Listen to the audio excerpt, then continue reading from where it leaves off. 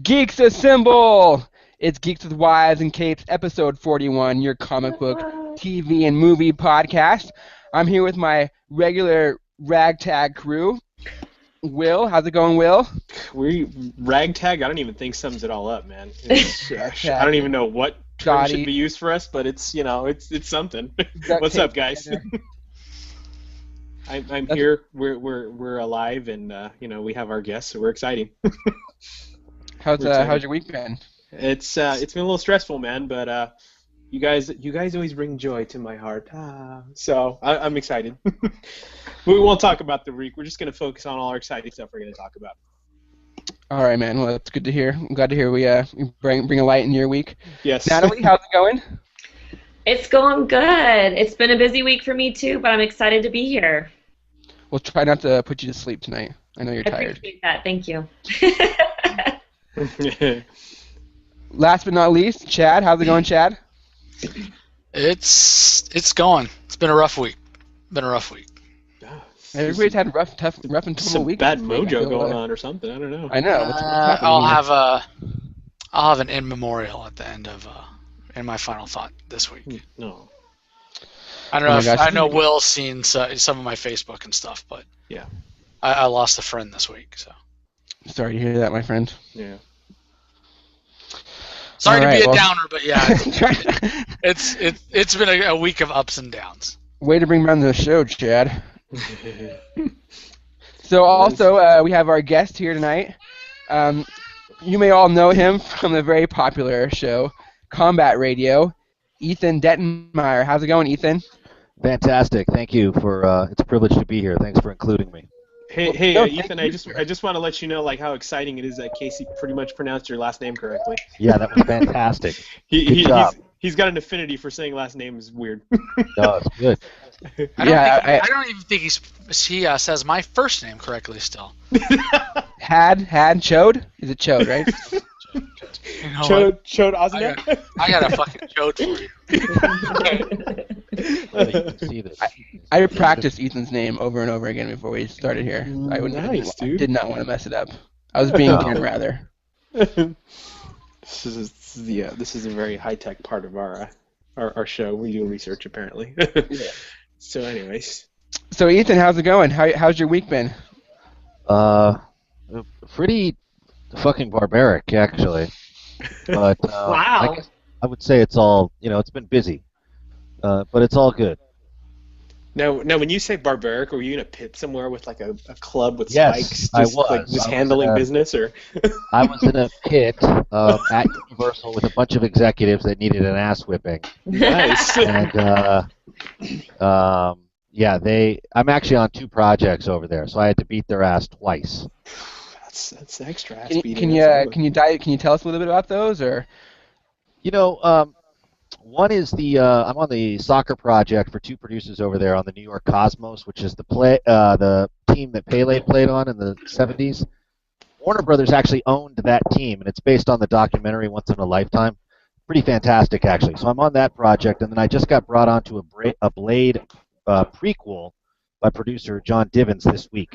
Wow, there's a So I've had my hands full, but I'm also in the works on a new radio drama, and Wait, did you just drop a Geeks with Wives exclusive? No, not really. I think people know that. Okay. I'm not so sure about that one. I'll take it anyway.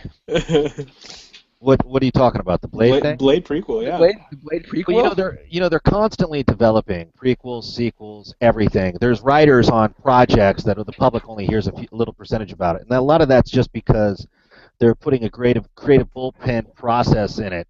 So they'll bring writers in, they'll hash things out. It could sit on the shelf, it could go into turnaround, it could be made next year. You never know. So we'll wait and see where this goes. Well, we're anxiously waiting. That's something I'd be very interested in. I love that character and that franchise. Last movie wasn't so good, but it was probably the first true, really good Marvel movie. Was it? Yeah, I would say so. I agree. Yeah. Blade 1 was amazing. Okay, good. Yeah. I've worked for that producer several times. I've worked for Dark Horse Comics too. But no, I've worked for that producer on 4 film projects, I think. No, yeah, I was with him when I was over at Warner Brothers in feature development. So why don't you tell us a little bit about what you do and why you get to work on all these great projects? I don't know how great any of this is going to sound, but I mean, I started off in the. I mean, it's pretty simple. I started off in the Warner Brothers mailroom, and then I got a job working for Academy Award nominated producer Steve Ruther, who did Face Off and Pretty Woman. I got a job working in his production office in development, and I also moonlit for director John Milius, who had done Conan the Barbarian and Red Dawn. So I'd work the days for the producer, and then around 4 o'clock in the afternoon, I would go over to John Milius's office at Building 81, which was hilarious. And there's a great new documentary about him right now, actually out on Netflix called Milius, and I think everyone should see it because it's really remarkable, and it shows the guy exactly how he was, which was larger than life and slightly crazy. So I worked for them, and then I got a job as a writer. I worked for Dark Horse Comics. I was a writer for Steven Seagal, Cool. and script doctor, which means you're paid a lot of money. You do an astronomical amount of work, and you get no credit and no thanks. But you are allowed to make a living. And I had my own office for a while, and I produced a television pilot for Spike TV, and then somehow, I got involved in radio. And that's how my coffee guy knows me in the morning, as the radio guy. Nice. Not having any idea that there's actually a full-time job around the 2 hours I'm on the radio each week. Yeah. Hey, you have a coffee guy, which is more than I have, so... Yes, he's a barista, technically, as he likes to remind me. Yes. Oh. He's not a coffee guy, he's my barista, but, subject to debate, I suppose. So it's really not all that exciting, but, I mean, that's kind of the track, that's kind of the career path lately. So I was, I worked on a lot of films, which was fun, like Collateral Damage with Schwarzenegger, and he was hilarious. I think I told you, Will. Did I tell you what it was like when I met him for the first time? I don't think so. Tell us. So he's doing, Collateral Damage is a disaster, right? Everyone knows it. And to make matters worse, it was slated to be released right around when 9/11 hit. But going into that disaster, the tragedy that was 9/11, the disaster of the film, they decided to do $12 million worth of reshoots because Arnold Schwarzenegger and Maria Shriver did a rewrite on it, actually. Yeah, okay. These are the things you witness when you work at a production office at Warner Brothers. Maria Shriver does a rewrite. They want it to be a big dramatic movie because Arnold Schwarzenegger wants to be, he's getting older, he's less of a physical guy, he wants to be a dramatic actor. And at one point, Collateral Damage, if you remember the movie, it's about a firefighter who goes on a vengeance spree. Yeah. It was supposed to be a vehicle for Harrison Ford. He had enough sense to pass, but Schwarzenegger, years later, the producer of the film, David Foster, who had also produced The Thing for John Carpenter and The Fog, he's a regular on Combat Radio now, which is hilarious, because here I am, a low-level development guy, and he's the producer of this big movie, and this whole thing is like a major debacle. Like, Collateral Damage is like it's like the Tet Offensive of Warner Brother production nightmares. So they do $12 million worth of reshoots on Stage 8 at Warner Brothers. And it's all stuff like Schwarzenegger throwing an axe, going, let me ask you a few questions.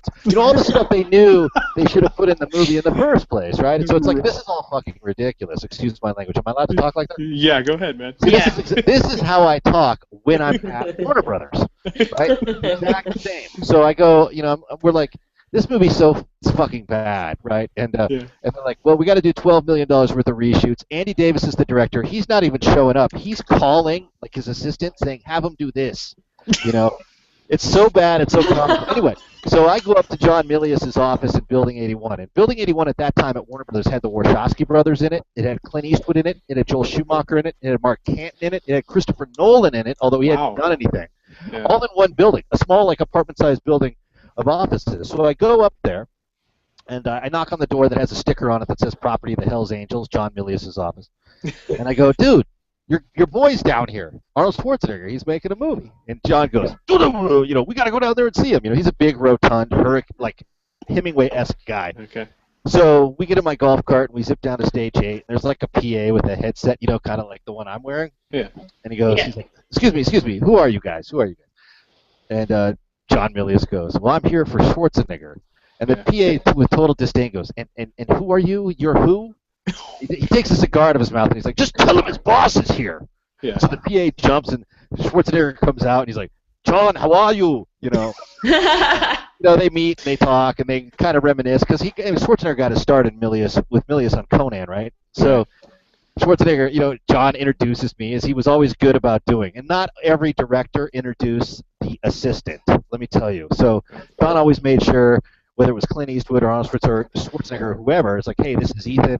So he introduces me to Schwarzenegger, and Schwarzenegger puts his hands on my shoulder and goes, "You got good shoulders." And then he points at my gut and goes, "But you look like you've been relaxing."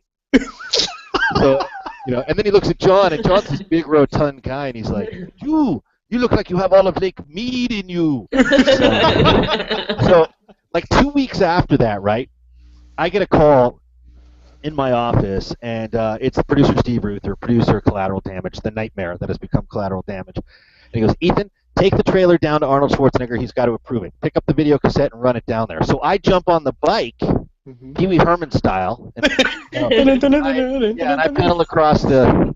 I actually have 2 copies of the trailer, 2 video cassettes, and I'm pedaling across. And I'm kind of doing like a pedaling motion for those that are actually watching my little... Yeah. So I pedal on over there, and I see this intern who now works for Tom Cruise, actually, oddly enough. But in those days, he was just an intern on the movie. Okay. And I go, "Hey, give this to Schwarzenegger when you see him." And he goes, No, don't, Ethan, don't give me that. Schwarzenegger hates me, dude. He hates me. I'm like, "What are you talking about?" Yeah. "Schwarzenegger hates me. He never talks to me. He never looks at me. He hates me. Please don't give me that." And I'm like, "Listen, take this trailer, because I got to find the publicist and give him this one. So take this. Do this now." And he goes, No, please, Ethan, I'm begging you. Don't. Anyway, Schwarzenegger's in his trailer. So Schwarzenegger comes out and he's like, "What's going on out here?" So I just met him, so I'm really presumptuous. And I go, "Arnold, this guy thinks you don't like him." And Arnold looks him up and down. He looks him up and down and goes, "Well, I don't." And I go, so I make it worse. I'm like, "What do you know? You were right the whole time. He does fucking hate you." "Hey, Arnold, I got your trailer right here. Here's your video cassette." Anyway, but you can easily see why the dude's governor. I mean, the movie's horrible, and it was kind of painful to work on. Now development people get credit on all these movies, but in those days you had to deal with everything as like a puppeteer behind the scenes. A little crazy. That's my Collateral Damage story. Pick another celebrity and I'll tell you a story, I promise. So I don't know how we got stuck on that. Oh, my Warner Brothers days.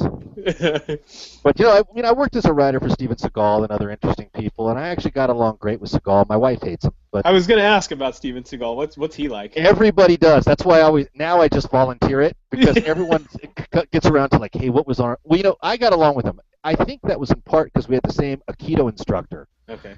Even though we were never in class together or anything like that, we had the same special elite Aikido guy. Uh-huh.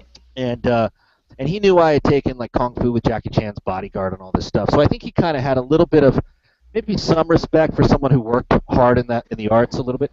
So but I met him, and he was always great with me. He was kind of tough creatively because he would want to do weird things. He's kind of a guru. So, yeah. It's funny because we went to the meeting. Does anyone here want to get into the film business? Because this is a good story if you want to get into the film business. Right? I'm a young writer, so I don't care who hires me. The idea of you cutting me a check to write something after making $7 an hour in the mailroom is like magnificent. So it could be Satan. If Satan's got a checkbook, that I would seriously consider it, right? So he's like, "Write something for me." Yeah, and I do it. So I go up to Seagal's house, and I bring, I actually had this project that got me over to signed with ICM and got my life going creatively, and it was a 70s police piece. And somehow it ended up, we had some business connection got it to Segal. Segal called me and goes, "I'm interested in this movie. Maybe we can sit down and see where this goes." So anyway, as soon as I got the call, I called some financial people I know. My wife is a pretty sharp producer, actually. She got on the phone too, and we rallied this banking arm that funds films. And I said, "I got Steven Seagal interested in this. Let's all go take the movie." So all the suits show up. We have a big meeting at his house on Mandeville Canyon. They're all in suits. The funny thing about it is I initially pulled up to the wrong house, and I kept buzzing the wrong gate, and no one was coming out. My wife goes, "Why don't you just jump the fence?" Oh, I'm like, "I'm not jumping Seagal's fence, So we finally got up to the right house, and all the suits are there, and everyone's there, and I don't know what to say. Now, let me tell you, when you don't know what to say in the film business and you're new at it, the thing to do is not say anything. Don't mouth off thinking you're a genius. Just shut up and let the business people handle it. That's the one thing most people get wrong. So I'm smart enough to say, okay, I'm just going to sit here and be quiet. And the suit guys are talking about the movie and financials and budgets and possible distribution points, and they're going back and forth. And Segal suddenly looks at me like a half hour into the meeting and goes, I haven't heard him say anything yet. Uh-oh. And he points at me, right? He's like, gives me the, I haven't heard him, you know. And so You're I'm like, kind of like, what do you say? You know, you can sink the deal or make it move forward based on anything you say. And I'm like pulverized. I'm like, shit. So At that moment, you like all your blood is in your ears and you can't hear and you can't think. So I do the one thing that I know no executive wants to countermand, which is, I go, you know, Stephen, what I'm thinking we do best to sort of emulate the masters. Like, I see this as a Kurosawa movie, and he's like, and his eyes go totally wide. He's like, he's a Kurosawa fanatic. Yeah. So he's like, and he points to me again. He's like, that's what we'll do. You know, he goes, and from there on out, I couldn't say anything wrong in the meeting. He goes, I have some paintings here done by Kurosawa. I'm going to walk you around after the meeting and show them to you. You can pick one out. And I'm like, and all the banking guys are like totally like stunned, like this kid, you know, because they were totally kissing his ass. And I just said, you know, always mention Kurosawa or Kubrick because no one wants to, no executive, nobody wants to like contradict you because those are considered gods, right? So I just go Kurosawa, and I really do love Kurosawa movies. That's no joke. But I go, so I'm like, so Stephen, we need to make this like a Kurosawa movie. And then he goes to me, he goes, I've read your script. I can't do this movie. And I'm all deflated, right? And I'm like, why? And he goes, this movie, you know, it's got renegade GIs in it in Vietnam. It's all about rogue GIs in Vietnam, like during the Tet Offensive. And he goes, there are some people in the Black Ops community that would be very angry with me if I were to do this movie. So I'm like, easy, I'm the writer, total change. We'll totally change the backdrop, the setting, everything. Bam, done in a week. No problem. Yeah. He goes, no. What I really want to do is horror movies. And I'm like, okay. And then he looks at me and he's like, and if you can write like I write, you should have something to me in about 2 to 3 days. Okay. And I'm like looking around. And of course, now here's another lesson for young writers, right? The answer is, yeah, 2 or 3 days, no problem. Sure. No problem. I'm on it. In fact, so I spend the weekend just hashtagging a long list of ideas, right, that I can run by him in 2 or 3 days. And he doesn't need to see a script. He just needs an idea to move forward on, right? So I'm writing, and they're getting more and more ridiculous. Like, they're getting more like Muppets, the Muppets Take Mount Everest. It's like, you know, it's getting really bad. So I call him at the appropriate time. And he of course, he does what a lot of producers and stars do, which is kind of start the meeting off with like a little level of intimidation, which was, so, you got something for me. And I'm like, well, Stephen, what I've got is I've got a list. And I go down all these fantastic ideas. Like, I'm really impressed with some of them. And I'm rattling them off going, listen to this. This is great, you know? And then I finally get to the last one, which is this ridiculous Roger Corman of an idea kind of movie, which is, okay, listen how dumb this is. Diplomatic flight goes down in the Himalayas. Plane wrecks. And just like Empire Strikes Back, snow monster, in and out of frame. You never really see it like Jaws, rips it apart. Commando unit has to go in and rescue the diplomats. Done deal. And of course he goes, that's the one we'll do. Oh man. And I'm sitting there going, what? And the funny thing, and then he follows it up with this, right? And I swear to God, this is true. I've told this story. This story is made the cocktail party rounds, but it's all true. He goes, and I'll tell you something else. Those characters, they do exist.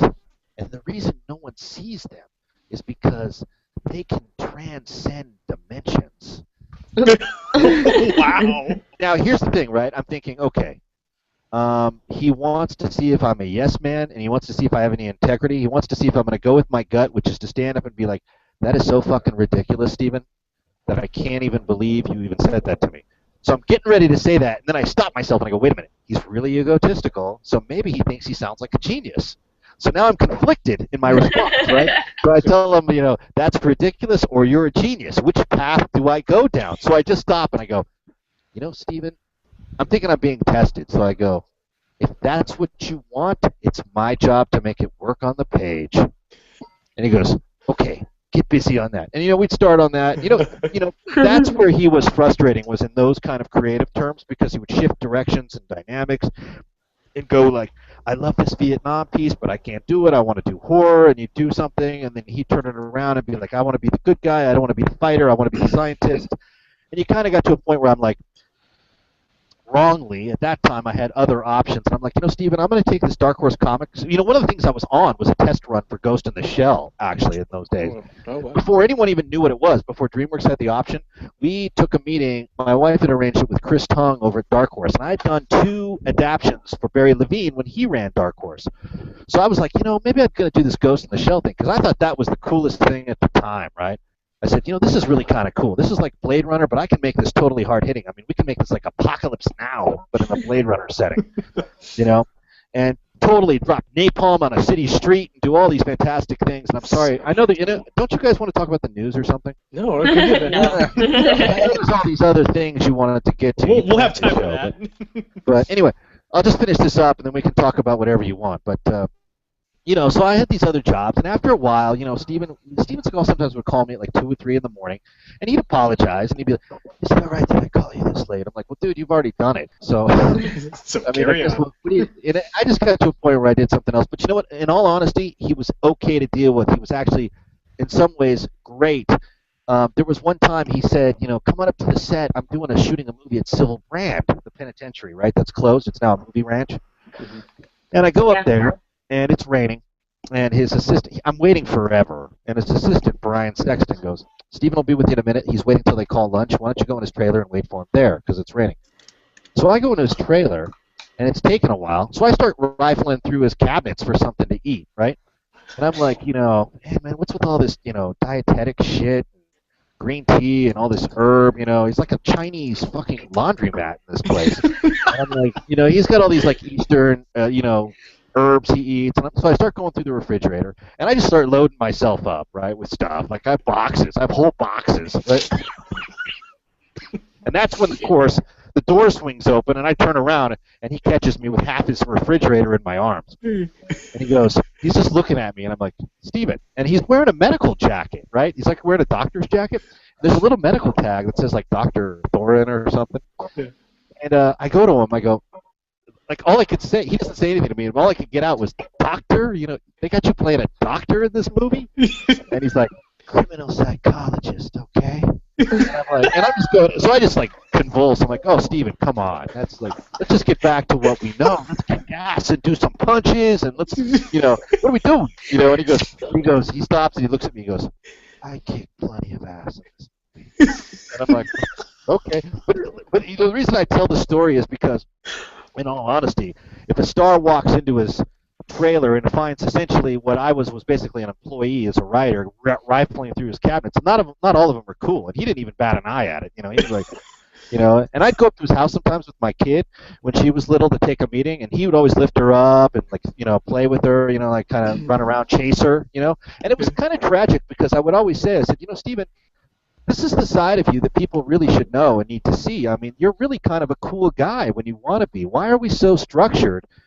We control our narrative in such a way that we're really kind of like, we have this image that we cannot get away from. I'm like, you're kind of a fun guy. We should do a movie where you're like a complete degenerate who sleeps under a car and remember where he parks his keys or remember anyone's names. Let's do a totally flawed character movie.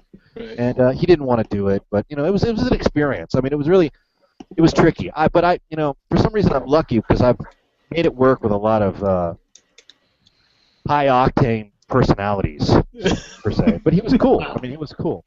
Everyone loves to mock him, but I have to actually thank him because he gave me a shot when really no one else was. Yeah. So he deserves a lot of credit. And John Divens too, the producer of the Blade movies. I mean, I hadn't done shit when he, I'd written one script and it got me out of the mailroom and it got me over to ICM, but it wasn't really. It was getting me a lot of meetings, but those were the first producers who sat me down essentially and said, I'm going to write you a check right now for this. And that's when I was like, wow. I've been driving a golf cart around Warner Brothers for $7 an hour. Yeah. Which that was the greatest experience of my life in some ways. I ended up meeting my wife, who by far is the most stunning woman I've ever seen. So it all worked out. It was a good kind of like tour of duty in a way. And she put up with me when I was a golf cart driver. So that shows you the character and class she had, because most That's people true love. Totally. It actually really is. because a lot of people would be like, come back. And as it happened, I made something of myself. But, a lot of the people I was in the mailroom with, and I'm going back to 2000, so this is about 14 years ago, 2000, 2001, they're still there. In the mailroom? Yeah, they're still in the mailroom, and it's it's been bizarre. So it's nice to actually have a shot at doing something creatively. It doesn't all work out, but, it's been...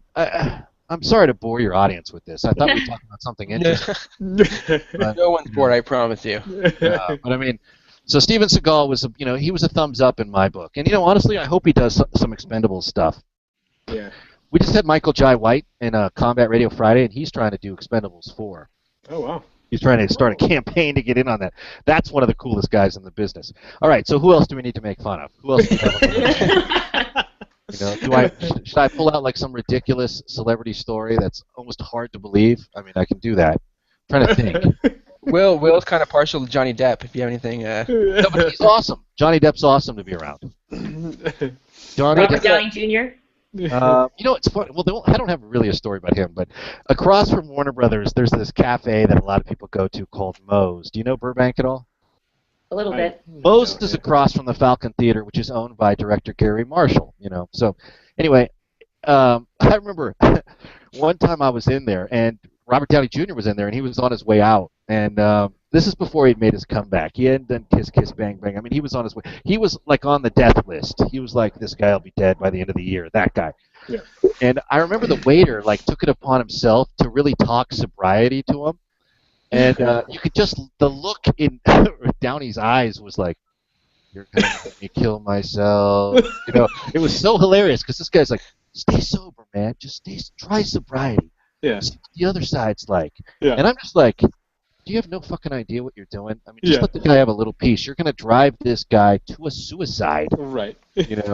So that's not much of a story, I know, but that's kind of my one time being in the room with him is having this waiter basically tell him, stay sober, man, stay sober. And I'm just, that stuff that, it's like, you know what? Now that you've said it to me, waiter, I'm off here. Wow. I'm going to go change my life right now. I had this needle in my arm, but you just said that, so let me pull it out and put it away. Thank you. It's just, it's just, it's like stuff like that where, it's just... I have great John Milius stories. I mean, Clint Eastwood, he was great at Warner Brothers, still is. All those guys. A lot of those guys have done combat radio, too, which is always a privilege because it's funny. I met them all as a messenger, and it's kind of weird to watch them walk into a radio station where I'm interviewing. And they're like, what, this is what you're doing? It's kind of hilarious. But enough about me. What do you guys want to know about? So on that segue, man, tell us about Combat Radio. Tell us about how that show started and. Okay, that's an even more boring story than the one I just told you. So while your audience is logging off, I'll tell you. A friend of mine had a radio show at the station. I do a show at a real station. It's hard to believe, I know, but it's pretty awesome. It's like WKRP, and that's why they're making a movie on us later this year because it is that zany at times. But. And I don't know if I told you, HBO's got a hand in a documentary. They're working out some documentary possibilities on us. They've been shooting it for, probably a year now. Anyway, so I get a phone call from a friend of mine. He's with Disney at the time, actually. He goes, I have a favor to ask. And I go, what? He goes, Sonny Landham. And I say, yeah, I know him. And he goes, we really want to interview him. And for those of you who don't know, Sonny Landham is Billy the Indian in Predator, who cuts his chest open. We're all going to die. Yeah. That guy. So he goes, I've heard the stories about him, and I'd really like to interview him. And I said, yeah, no problem. I'll call him for you. He goes, no. I'd like you to call him, and would it be okay if you bring him down? Because we're really kind of scared of him. And I'm like, yeah, no problem. We'll do the show. I'll contact. So I contact Sonny. He goes, yeah, I'll do the radio show. Whatever. And the story on him during Predator, when he was on Predator, was that they had to post security on his trailer door, not to keep the fans away, but to keep him from fighting the rest of the cast. That was so that was kind of his image. And he's a tough dude, and he's a big guy too. And he was actually up to play simultaneously the role of Sergeant Elias in Platoon and the role that Jeff Fahey, another buddy of mine, played in Silverado, which was, I forget the character's name, but you probably know the character. He was up for both movies simultaneously and didn't get them, and I think because he was perceived to be a real ruffian at the time. And he's a tough guy, right? So I call him up, and I'm like, Sonny, we're going to do this thing. And, he's, of course, Anyway, so we end up doing we start the interview, and they're not really the guy wasn't really savvy like all of you are, who are very good conversationalists. He's very intimidated by Sonny, so he's not asking him any questions. And there's this dead air. So suddenly I jump in. I'm like, Sonny, why don't you tell the story about how on another 48 hours you choked out Nick Nolte? Or not another 48 hours. Anyway, so he gets into the story the way he does. I said, why don't you tell the story about how you almost tried to kill Carl Weathers on Platoon? So I'm, and then I motion to the host and I say, okay, your turn. Segue. He really kind of he tried to open his mouth and nothing would come out. So I'd be like, hey, Sonny, tell me about the story when you got in the fight with all the Kansas City Chiefs in the bar that night. And he would tell the story. So anyway, we do the interview and we walk out of there and the owner of the station goes, that was fantastic. That was a great interview. And I'm like, really? Because this guy didn't ask shit, man. And he goes, oh, it was great. You did great. Why don't you have a show here? Would you consider it? The station was new. Combat Radio is almost 5 years old. In fact, it's 5 next week. Oh. So I'm like, well, shoot, man. I'm not really a radio guy, so forget it. About a day or two later, at that time I had started an apparel line to benefit wounded combat veterans. And I thought, maybe I should have a radio show so I could market this charity apparel line. Mm-hmm. So I said, okay, I'll do it. I'll do it. And the first show we had Clay Guida from the UFC on as a guest. We had the guitarist for the Cult, the band, on, and we had one of the guys from Kingdom of Heaven, if you know the movie. Mm-hmm. My buddy plays the blonde dude who gets the arrow in the neck. Oh, nice. So I called him, and he lives in Finland. So I'm like, you'll be a great guest. You barely speak English. It'll be hilarious. Perfect. And he's like, yeah, and he talks like Schwarzenegger too. He's like, yes, I'll be your guest. This guy is so funny. He's also, that actor's name is Yoko Aloha, right? And he was also the strongest man in the world twice. Wow. And he calls me up one day. He's in Orange County, and he's setting up for the strongest man in the world expo or whatever it is. And he goes, come down. We're going to push the fire engine to see if it works. Like, yeah, come down. I want you to push the fire engine. And then I want you to do the Pillars of Hercules. And I'm like, wait a minute, what? I want you to push the fire engine. I'm like, and I'm thinking, I don't think I can push a fire engine. He's like, you can do it. Come down now. So that guy was our first guest. I mean, this is a long time ago, and we just did a show, and I found out I could do a lot more charity work through radio than I could with apparel lines or clothing lines or other sort of enterprising ventures. With radio and PR, you can really put the right people together because that's really what makes the world go. You need to spotlight the good causes and the people involved with them. And I realized, I don't need to create an apparel line and send packages to the troops in the Middle East, which I was doing a lot of. That was kind of a nightmare, honestly, because sending things to a forward observation, base in Riyadh, and there's a lot to that, and it's expensive. So I just, once we got into radio, I said, let's just try to domesticate our charity efforts, and we'll probably do a lot more. And then, of course, now we've got this show on our hands, and I do 4 shows at that station. Most people don't know that, but I do 4 shows, and everyone's done combat radio from Mayor Ragosa to the cast of Saturday Night Live to Guns N' Roses. They're on it all the time. Yeah. That's awesome, man. Beautiful. I got some Guns N' Roses stories for you next episode. Yeah, we're gonna have to have a special episode. We're gonna 2 hours, 3 hour long. Well, this painting behind me, actually? This painting? I did this painting, right? It's got barbed wire threaded through it. Yeah. Yeah. This painting, I promise this. We did an interview with Guns N' Roses here at my house last year for that documentary on us, right? And at that point, I was supposed to send this painting over to them, to their studio, and I've never done it. so every once in a while, I get these really kind of angry texts, and that was right around the time. God, that may be a little longer. That was right around the time they were having the whole debacle with the Rock and Roll Hall of Fame. Did you follow that? Yeah, a little bit. I'm surprised they still remember about the painting. Oh, believe me, these guys. They They're take like, Ethan, where's our painting, man? Every once They're in a while, going to see this podcast and be like, we saw that painting, send it over. Now. Yeah, right. I We're got all it going right to start here. getting text messages now. And I put a Combat Radio sticker on it, right? Because I knew people would see it in their studio anyway. But slap. It's going over at some point. But anyway, what did you guys want to talk about? All right, we're gonna talk a little bit about comics, a little bit about movies still. You have a real agenda. It's okay. There's no agenda here. We just cobble this together barely. Try to talk about stuff. So, did you guys read anything this week? Anybody out there? Yeah, I read a little bit of stuff, and I read the thing you sent me. Black Dynamite. Yeah. How'd you like it? Dude, yeah, I'm all speaking on there. Wasn't Ethan Wait a minute, talking is about that a Black 70s cop Dynamite? movie? This is right up that alley. Is that Black Dynamite like the movie? Yeah, it's the It's movie. based off of IDW that, did the yeah. comic. Yeah. We just had that guy in Friday. Yeah, I didn't know there Michael was a Jai White. comic on him. Shoot, I should have got Black.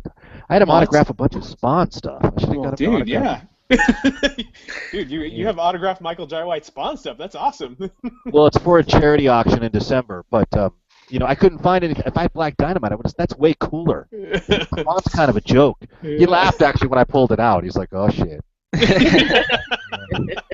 But I told him, and here's the thing: he's doing Black Dynamite too. Okay.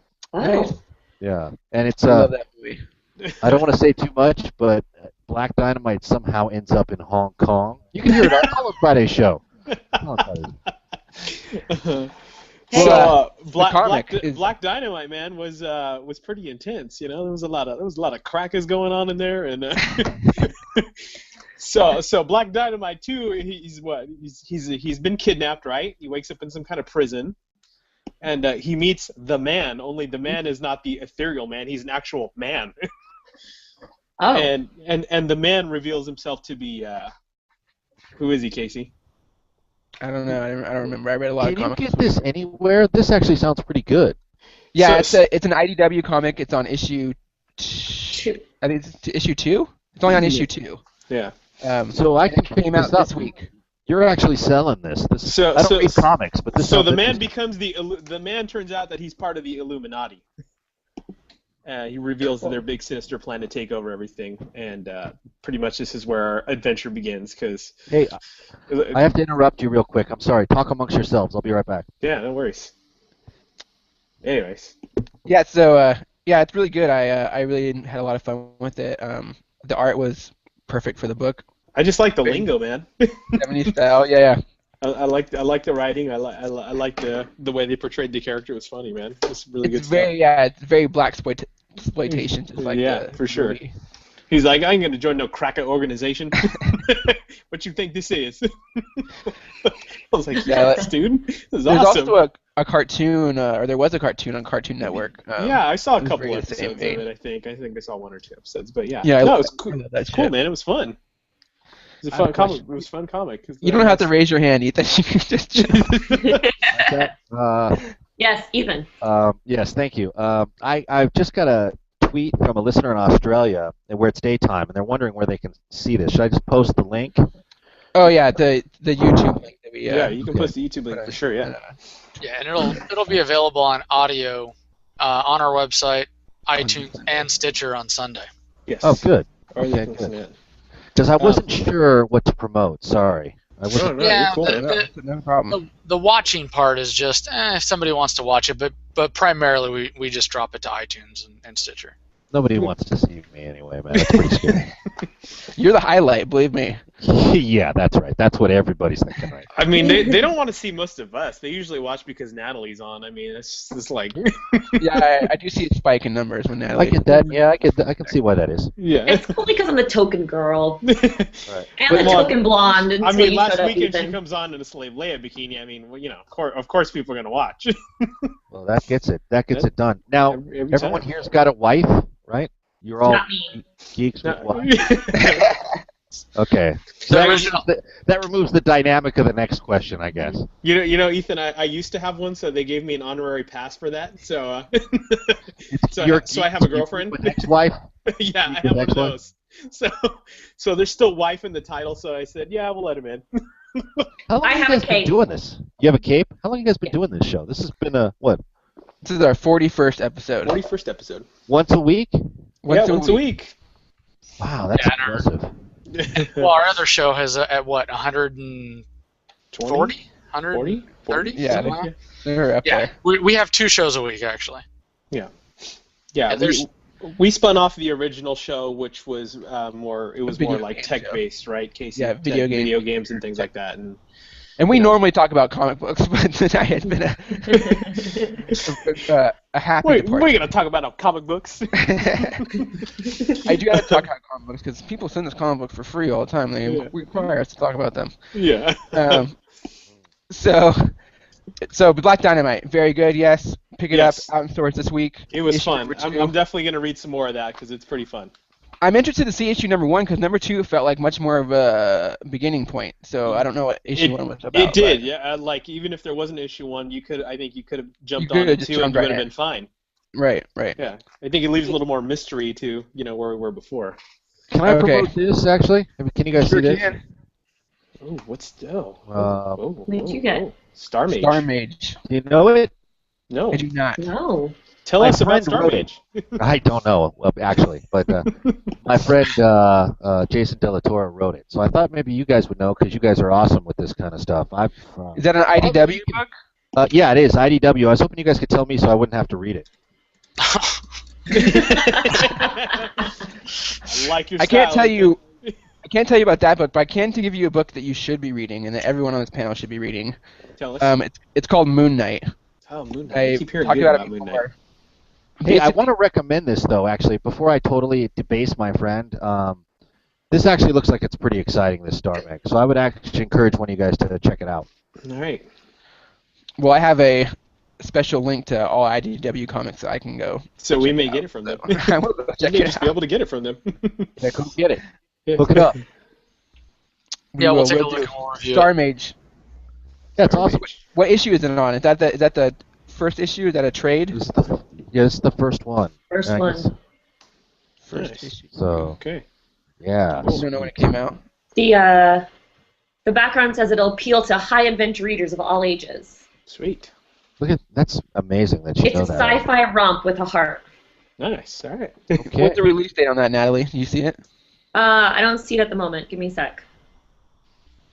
It may not even be out yet. I feel April. like we've heard of it. Yeah, Oh, so so it just came this out. month, or it came out last month. Yeah. So we should be getting issue 2 any day now. Yeah. So we will definitely check that out and send you a tweet when I read it. Yeah, tweet it and I'll retweet it. I don't have a lot of Twitter followers, but for what it's worth, I'll tweet it. So what you should be reading, Ethan, is Moon Knight, especially if you like a schizophrenic Batman who's obsessed with Egyptian lore. Okay. So Moon Knight is really cool, really fun. This issue literally has like 5 lines of dialogue in it, but it's basically him fighting a bunch of ghosts who are punk rockers, and it's really cool, really Wow. fun. And then But haven't we all wanted to do that, like on a Saturday night in Hollywood? Yeah. That's when why everyone's kind of spilling the street. Don't you just want to kind of like just run over to a bunch of those obnoxious punk rockers, just like stage dive on all of them and just I feel like that's why Joss Whedon created Buffy the Vampire Slayer. Okay. right. That's exactly get right. out of teenage angst. My buddy was on that show actually. Yeah, fun show. Great. I comic. have a show I can recommend. Are we on TV shows yet or no? Next, let me go through the comics real fast, just so we can stay somewhat relevant to our audience. You know what? As soon as I started talking, your real audience, your hardcore fans, they all said Gone, I something. know. They're like, "Fuck this." We'll take your fans. What are they doing with the guests now? Idiot. Never even reads comics. I'm out of here. So the big comic out this week that's super important is Original Sin #1. That's Marvel's big event comic this year, or this summer, I guess. And basically, it deals with the assassination of the Watcher, who is a guy who lives on the moon and watches everything that happens in existence. So he is assassinated mysteriously. His eyeballs are taken. All his like high-tech weaponry and machinery is taken. And now Nick Fury is back in action as like kind of a detective, and the Avengers are out to find like the killer. So the reason this is so bad is because whoever possesses the Watcher's eyes basically knows everything that he knows or saw. So this is going to bring about a bunch of new, like expanding storylines called Original Sins. So like for example, if Spider-Man's going to have a sister or another person who is bitten by the spider, and her name is Silk, and she'll end up being a villain. We'll find out what happened to Wade Wilson's true family, and all those people and all those guys.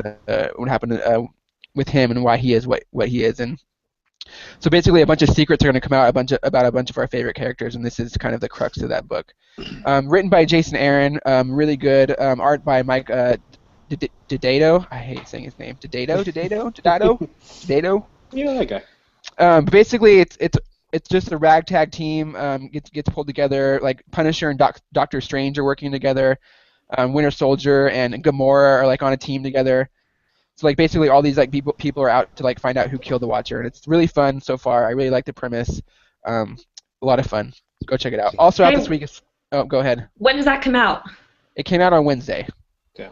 Okay, because I was gonna say I saw that today at Pulp Fiction. Yeah. Okay. Yeah, it's really nice. The covers are really like pulpy. Yeah, it was a looking, really cool cover. The and you screen's got not the doing cool it free justice. eye, didn't you, Casey? Huh? You got that cool free eye. Oh yeah, that they give out. you get a free eye when you buy the book. Pretty cool. I saw those too. Also out this week, Cyclops #1. Basically, this takes the character in a brand new direction where he's a space pirate. All right, that's enough said about that. Space pirate Cyclops. All right. Space pirate Cyclops. He's not on X-Men anymore. Now he's like in space with his dad, which is a cool kind of dynamic that he hasn't ever been explored before, and a nice way to get to kind of talk about a character we don't get to see a lot of outside of the team dynamic. So Yeah. it was a lot of fun. It's kind of nice to see a 16-year-old Cyclops again, kind of having to deal with life in general and falling in love and running away from a team and all this stuff. So good stuff. And I always like the space stuff. It's always fun, especially in the Marvel universe. All right, Chad, there were a ton of movies that came out this week. TV. Do you want to talk about any of them? Well, I mean, we could do a forum, around. Obviously, Agents of S.H.I.E.L.D. was fantastic. Did everybody watch Agents of S.H.I.E.L.D. this week? Fantastic. Yeah, man. Love Agents of S.H.I.E.L.D. It's good. So, what did you think about Agents of S.H.I.E.L.D. this week, Will? It was definitely an interesting episode. We really got to see some background on Ward and kind of how he got involved with the whole Hydra thing and his relationship with Garrett, and kind of a little bit about how he got shaped into the person he is that we currently know. Okay, so the whole time the moment he leaves him in the woods with the dog, I'm thinking to myself, he's gonna have to fucking kill that dog. No, yeah, I knew that from the get-go. I'm like, he's gonna kill that dog. If he kills that dog, I'm not watching the show anymore. Thank God he didn't kill the dog, but yeah. You never kill a dog. Now, I was more interested in what Hydra found out about Skye, because they're coming back around to that whole scenario, that storyline. Yeah, and they keep leaving us right there with who her parents are. The monsters were her parents. Yeah, so I'm like, what does that mean? Exactly. Who are they? Yeah, I'm right there with you. I mean, they gave some good feelers, for what's going to happen in the season finale. Right. I think they're going to tie it up nicely. It'll be very interesting to see where it goes. Yeah. Do we think the season finale is actually going to tie into Guardians of the Galaxy? No. Because Peter Quill's origin story is basically it used to be he was abducted by aliens who attacked Earth and taken into space. Could she be part of that abduction process? No, maybe so. Who knows, they might do some kind of tie-in. I think in a lot of the interviews I've heard with Clark Gregg and a lot of different people that work on the show, they really try and make it more of a real time, like they have. So it happens in the movies and it happens on the show. Yeah. And I mean, we're talking several months away from Guardians of the Galaxy, so I doubt they'll do any kind of tie-in. Yeah. Which moves us into Arrow. Anybody watch Arrow? No. No. I haven't watched Arrow yet. Arrow. We have one more episode coming up. I won't spoil it, but Arrow is finally starting to step up. I mean, basically, you have a whole bunch of Deathstrokes destroying the city right now. Do you think Flash will show up in the last episode? Absolutely not. They've been very. I think they've been very clear that they now want to keep that separate. Even when he was going to have his kind of pilot episode in Arrow, they were going to bring him back a couple of episodes ago, but they decided not to because he would just be laying in a hospital bed unconscious. I think they want to have him wake up and do an origin story and everything. They want to make that a very special thing. They've already picked it up for a full run and everything. Mm-hmm. They're not going to waste his first appearance on Arrow, or at least his first appearance as Flash on Arrow. Sure. They're going to do that on their own show for ratings. Okay, gotcha. So. Since we're talking about Flash and Arrow, do you want to talk about Gotham a little bit? Did you see the trailer? I thought the trailer was great. I think it's going in a much more. It just seemed like a much more kind of procedural versus not like the regular CW stuff that we're seeing with superheroes. It looked like it was going to be kind of a grittier procedural. I liked the way they introduced the characters in it. Obviously, we only got to see a snippet of it, but I liked what I saw in that snippet. Mm-hmm. I think the cinematography looked good. I'm just really wary about the story they're pulling from. Like, and I may be wrong, but I am pretty sure that in the comic book, Jim Gordon was nowhere near Bruce Wayne as a kid, and I know that's not any relevance to a TV show or whatever. Yeah. But the fact that they're tying all this stuff back into Batman, and all of a sudden all these characters are going to be tied together from such a young age, oh, how convenient it all is. I just I don't really buy into that at all. And then the fact that they said, oh yeah, the Joker is definitely going to be make an appearance too. Like, no, like Joker is specifically the result of the Batman. Joker cannot exist without the Batman being in play. So if you're going to have all these people in play, the Batman needs to be there, and he's not even going to be a thought at this point. So it's just weird. Yeah, but obviously it can be its own standalone universe, which is what they're going to go with. They're probably looking. Whatever. They're probably looking at Smallville, which is what you hear a lot about because it is the younger Bruce Wayne. Smallville had a 10-year run, or a 9-year run, 10. And it was a 10. And they did the same thing. All these characters that he wouldn't have met when he was a kid, he still met a ton of people, and he didn't meet others. And the story, the timeline is completely screwed up for weirdos like us that pay attention to that stuff. But comics change all the time, Casey. You think they've been writing the same timeline since 1930 for Batman? Fuck yeah, they have. I just don't know. Like WB's Warner Brothers is all over the place with their TV stuff. They got Constantine going to be on NBC and not be able to smoke a cigarette, which is insanity to me. They're just crazy. They're crazy folks over there. Yeah. So also we're going to talk about a little bit about Spider-Man because I saw it and have some things to say. What about anybody else? Go ahead. Fire it up, buddy. I enjoyed it. I didn't think it was terrible. I would describe it as like an Empire Strikes Back to a okay trilogy, I guess. All right. It very much ends on like a okay, what's next note. I didn't think Chad, we talked about it earlier. I agree with you. I don't think the villains were underdeveloped. I just didn't think we got enough of them. Yeah, that's why it's weird. We've been hearing so many reviews, or comments from people that there's just too many villains. There really isn't. It's not villain centric at all. It's too Peter Parker centric, and it's too Gwen Stacy centric. And I was listening to another podcast where they're talking about basically Peter Parker's in it 50% of the time, and of that 50%, he's crying like 75 of it. And really, they're trying to jerk the tears from you. And there was a couple of moments. I don't know about you, Casey, but his moment with Aunt May, that was the most genuine moment for me. That was heartbreaking for me, where she said, "You're my boy." That was actually the best moment in the whole movie for me. See, and the best moment in the whole movie for me is going to be total spoiler, so I'm not going to say anything. Right. But you know what I'm talking about, and literally because it is a moment, taken straight out of a comic book, per se, and to the fact where I love the way that he shoots his web out and how it spreads apart and kind of looks like a hand. That was very cool. The very last scene where the little kid kind of steps in his place. Yeah, that was awesome. Is really a nice scene. I really liked Electro. I thought he was a very cool villain. Like I said, I wish we would have gotten more of them and kind of them interacting, but he ended up being kind of a henchman of Green Goblin, which is fine. And that movie is the prequel to the Sinister Six. That's what it needs to be understood. It's not a sequel to Amazing Spider-Man as much as it's a prequel to what they're doing next. Because all this is building to their Sinister Six movie or their Evil Avengers movie. And that movie is very, very much, it's all evident in there. They just tried to shove too many storylines into the movie and make them all flesh out, and they couldn't.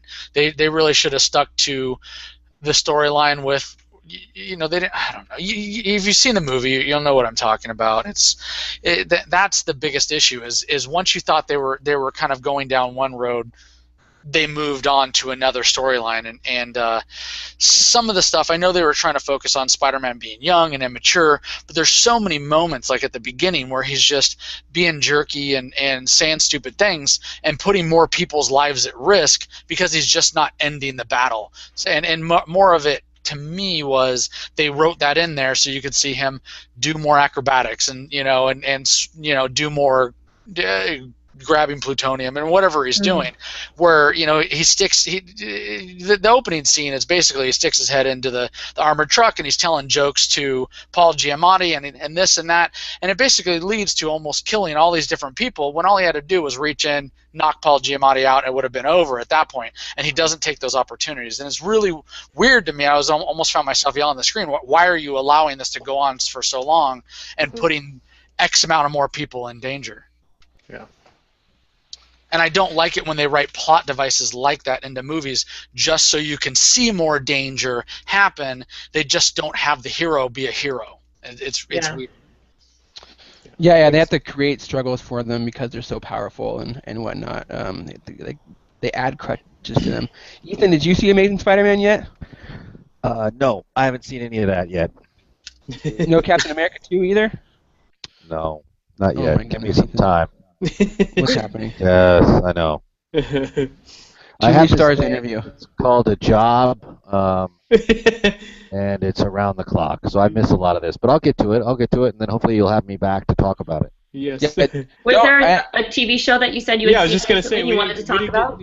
I have a TV show I can recommend based on one episode, a pilot episode, so which means the whole thing can go to shit. But I saw, and I'm going to say this, I like the cast, I like the production design of it, I like the way it's executed, and it's a little bit too gory at times for me, but overall, given what you were Penny given today, yeah, Penny Dreadful. Have you seen it? Oh, I can't wait for that show. It was the pilot episode's available on Hulu. Oh. So, and it's good. That's fantastic to hear. I'm so glad to hear that. And what's it called? Penny Dreadful. Stars, Penny Dreadful. Yeah, it has Ava Green and Josh Hartnett. Oh. It's Timothy Dalton, right? Is the other guy? Yeah, he's good. Yeah, very great cast. I'm glad it's gory because that me and my wife love the horror TV shows. I don't know why we're obsessed with like American Horror Story. We just watch that intently every night or that it was on. So when we saw that Penny Dreadful was coming out and we were getting another like horror-based TV show, we were super excited. So I'm glad to hear that you enjoyed it, Ethan. And then I have a buddy on a show that's kind of, for me, a little much, but it's also interesting, Salem. Xander Berkeley is on Salem, and I'd recommend Salem for people who kind of like that stuff. Yeah, that just started 2 weeks ago. And that's on like WGN, which is trying to put out original content now, which is pretty cool. Yeah, it's good. Again, the production design's awesome. The story's pretty good. I mean, it's like, look, I'm really kind of sensitive to a lot of stuff people jam in TV shows, but those are two I would recommend because they're a little less shitty than a lot of what you're looking at, I guess. Yeah. Cool. Okay. Awesome. I haven't seen Agents of S.H.I.E.L.D., but Bear McQuarrie, the composer, who he told us it was fantastic when he did Combat Radio. He says it's a great show, and they're going to do all kinds of interesting, cool tie-ins. So they've done a couple of really cool ones already with with Thor and Captain America, and it's I'm the wrong guest for this show. I don't know shit about what you're talking about. So man, it was cool, but dude, yeah, it's a great show. I mean, there's a lot of people complain that it got a slow start in the beginning, but I mean, definitely around when they started doing the Captain America tie-in, it really just, I mean, it found its mark, hit its groove, and it just, I mean, the value of the stories and the production just went crazy. So it's been a good ride. Okay, I watch a cartoon, Ultimate Spider-Man. Casey knows all about Spider-Man. Ultimate Spider-Man, the cartoon. I've seen that. Nice. Good show. Yeah. Okay. I watch I watch Teen Titans, and no one else watches that. So I watched a few episodes, Natalie. Okay. My 11-year-old loves Teen Titans. I've been Young Justice was a good show. Yeah, Young Justice was great. Yeah, I've been Yuri Lowenthal on. Did you take him to Free Comic Book Day? There was a Teen Titans comic. No, I didn't. I should have, but he signed a bunch of stuff for us. He's in a play too, actually. I don't know if you guys are into going to plays, but he's in an interesting play called Taste, which is about that case where the guy put himself up to be eaten by the cannibal. Oh, yeah, I remember. Ooh. Well, Yuri Lowenthal's the star of that, so he's the victim. He's the guy that gets eaten. Oh, wow. So, hey, check him out. I'm just a plug machine tonight. That's a great segue. Chad, you went and saw a bunch of plays this week, didn't you? Yeah, I did go see some plays. Why don't you tell us a little bit about that? I did go see some plays, actually with some mutual friends are in. Dean Hagland and several others are doing Sci-Fest this month, and I got to go see the opening night the other night. I'm going to have a review coming out and actually be out before this, but it should be out tonight, but man, I was busy today. It's very good. It's one of the first times they put sci-fi on the stage. I took the wife down.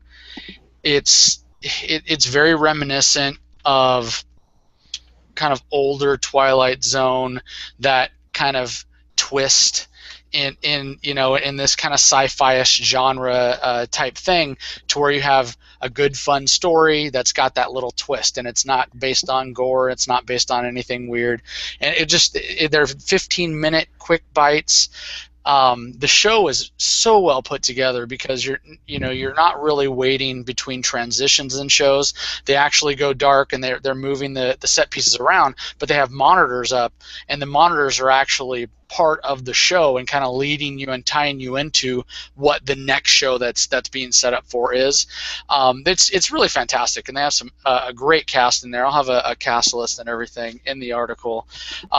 But it's been a lot of fun, and we're gonna go see show the second part, show B, which will be another like 4 of the 15-minute plays on next Tuesday, but this last Tuesday afterwards, we got to hang out with some of the cast and chit chat with some of the folks, and Natalie came down and hung out with the PR guy for the show with us, and we put in some good roots for Geeks with Wives. That it was pretty cool because we've been talking about them over the last couple of months of promoting the show, and they knew about it. I actually had quite a few people come up to us and go, "Oh, you're Chad from Geeks with Wives? Oh, thank you so much for the interviews you've been doing with our cast and with the people. Everything's been great. They've been talking about how much fun they had with you guys. So, we're getting a real positive vibe down there. It was a very cool feel." What was your take on it, Natalie? Well, you got to come down and kind of just get the cool after vibe. What did you feel? I thought it was really cool. I got to meet a guy by the name of David, who is actually the gentleman who started the Kickstarter account for it. I didn't know this, but the Kickstarter account, they wanted to raise $80,000 to put this basically one-act shows up for the public to see. And they not only made their goal, but they surpassed it so they could do it. Everyone was so nice and so willing just to talk to anyone that came out to support them. So it was really fun. Yeah, it was a good time. I enjoyed it, and I'm looking forward to next week. Yeah, I can't wait to go in and see the one acts. We can't wait to see the review. I'm really excited. That's something I really wanted to go to, and unfortunately, I just don't live close enough. Well, they're talking about they want to be able to get it out so that other people can watch it, or something. So hopefully, and again, we were sitting down with Zach, who's the PR guy, and he was saying hopefully there's some ways that they'll have some video that will be available later or something like that. So hopefully that happens. If it does, we'll obviously promote that as well. But everybody was great. I mean, they were so nice to us when we're the little guy on the block, and they were just so friendly to us and treated us like the big guy, and it was just really nice, having everybody like I've always told you guys, if we treat our guests nice and our people nice, sometimes they'll treat us nice in return, and this was a great feedback on that philosophy that we all hold while doing our podcast. Yeah. Awesome, man. That's good to hear. I'm so happy that you guys got to go do that, and we got a good word out. All right, I think that's about our show. So we're gonna go do our final thoughts. No news this week since we ran way over. I'm gonna just throw in a quick news. Just about an hour ago, they've officially announced that Marvel's Agents of S.H.I.E.L.D. has been picked up for season 2, as well as Agent Carter has been picked up. Cool. Oh, nice. Interesting. So, bam! If you like Marvel, you like S.H.I.E.L.D., there's more coming. Tons of Marvel stuff next year. Got the Netflix. Don't forget about the Netflix shows all coming out next year as well. Yeah. Yep. Maybe one of our cast members from Agents of S.H.I.E.L.D. will show up as Jessica Jones. I think you're obsessed with that. It's going to happen. So that's our show. Go check out. Everyone go watch the trailer for Planet of the Apes or Dawn of the Planet of the Apes or whatever it's called. The new one that came out today. Rise that of the movie Planet of looks the Apes? fucking amazing. Yeah. It looks really, really good, and I really enjoyed the first one, so I'm really excited to see that. Yeah. That's about the news. That's all the news I'm going to talk about. X-Men is tracking fabulously. All the reviewers went and saw it yesterday, so it looks like it's Oh yes. And when this comes out on Sunday, my review for Godzilla will be up. The embargo ends Saturday night, so they'll be up about together. So please go check out the review. You know how much I love it. I've been dying to talk about it, but been on embargo for it. But yeah, go read the review. Okay. GeeksWithWives.com. Yeah. All right, so we're gonna do quick final thoughts. We'll let Ethan go first. Hey, Ethan, our final thought is where you can say whatever you want. Take a minute to plug whatever you want. I don't know if there's some crazy pirate party you want to plug, Comic-Con, whatever. Thank you for reminding me. But before I get to that, I just want to tell you, I just got a phone call from my friend at the NFL Network who says that the Rams drafted an offensive tackle and a defensive lineman. So that looks good for the draft. So I just got an update. What's that? I understood 3 words in that sentence. Okay. Some of us actually understand football. Okay. Well, that's my. And then for a final thought, I guess I can say we got a couple of events coming up. Excuse me. We do a lot of events at Combat Radio, but I'll be doing appearances at UCLA, USC. I'll be doing an appearance at San Diego State. We'll be doing a lot of live broadcast work in the coming months, including we'll be doing a broadcast from the decks of the HMS Surprise, the ship from Pirates of the Caribbean and Master Commander, July 25th, Friday night of Comic-Con. Cool. There'll be a live broadcast with my co-host, who many of you know as Bumblebee in Transformers 1, 2, 3, and 4, but he was also Quartermaster Gates in Black Sails, and we have a lot of Black Sails cast members doing the broadcast with us, as well as a lot of our celebrity regulars. And it's hosted by Brandon Hillock, who was in Veronica Mars. So I would say, so we know Brandon. I would say July 25th. Check us out at Comic-Con, and then we've got some other things. We've got an event coming up at the Playboy Mansion. We've got some other. We got a celebrity soccer game with the cast of Spartacus and Arrow coming up. Nice.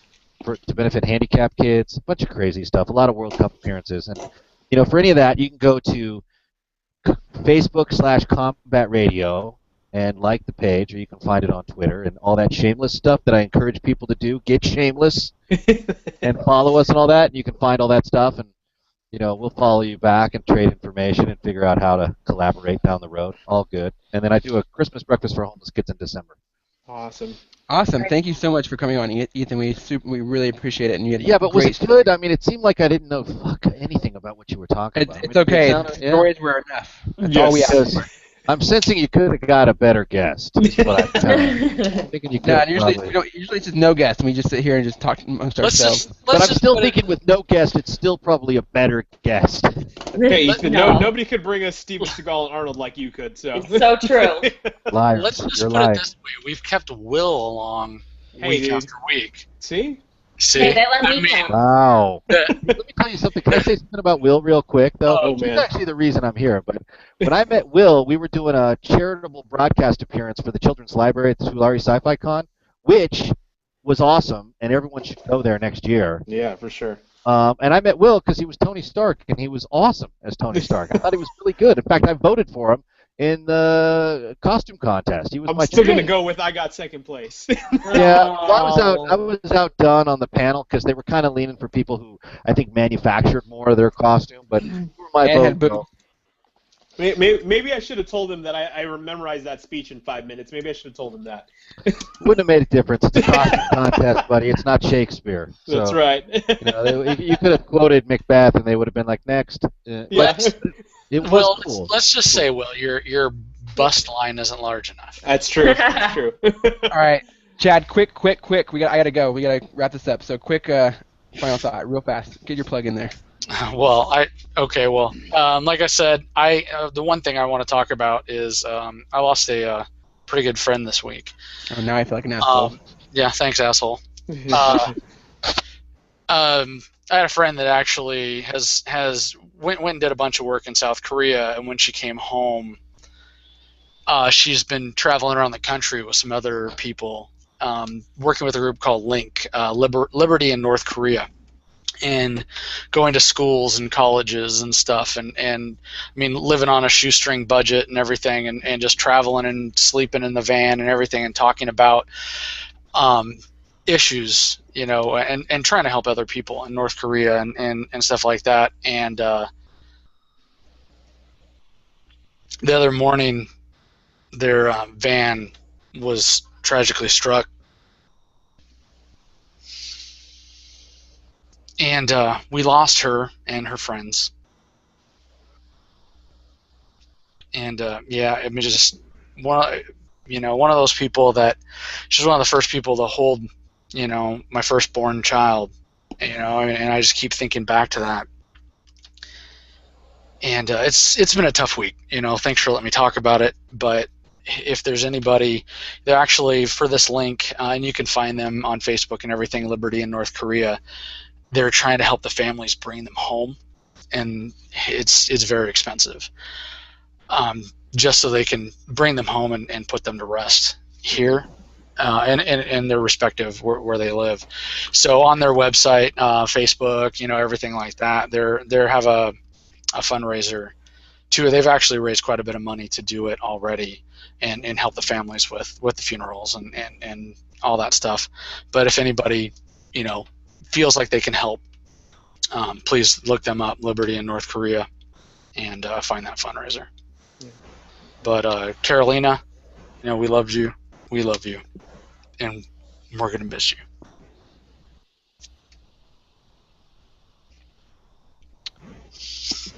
Thanks. Thanks, Jeff. Yeah.